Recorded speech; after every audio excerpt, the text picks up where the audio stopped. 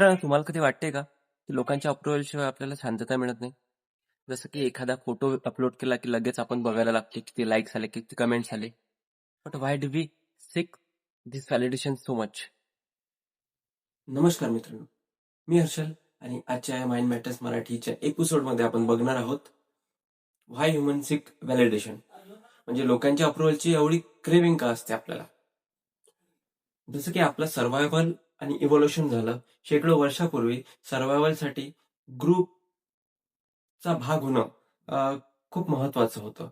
जर ग्रुपने एक्सेप्ट केलं तर ठीक, नाही तर जगणं कठीण व्हायचं. त्या काळातील लोकांची सायकोलॉजी ही आजच्या मेंदूत आहे. We want to feel accepted. आजच्या या जगात आयडेंटिटीला पण इतरांच्या रिस्पॉन्सने मेजर करतो. कोणीतरी कौतुक केलं तर मी चांगला, कोणीतरी इग्नोर केलं तर मी माझ्यातच काही कमी आहे. म्हणजे आपला सेल्फ वर्थ एक्सटर्नली डिपेंडंट झालाय. आजच्या सोशल मीडियाच्या कल्चरने हे आणखी वाढले. लाईक, शेअर, कमेंट हे टेम्पररी डोपामाइन देतात, पण तोच डोपामाइन आपल्याला ऍडिक्टेड करतो व्हॅलिडेशनकडे. सोबतच emotional connections. Human beings are social animals.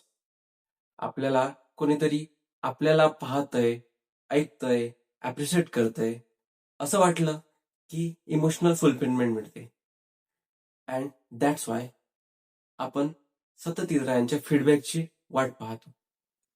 Actually validation गरजेचं आहे, कारण ते आपल्याला बिलॉंगिंगनेसची फिलिंग देतं. पण जर आपण पूर्णपणे इतरांच्या अप्रुव्हलवर डिपेंड झालो तर आपलं सेल्फ कॉन्फिडन्स कमी होतो.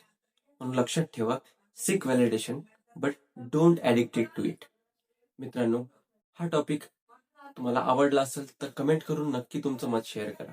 आणि अशाच आणखी विचार करणाऱ्या गोष्टींसाठी माइंड मॅटर्स मराठीला लाईक, शेअर आणि सबस्क्राईब करा.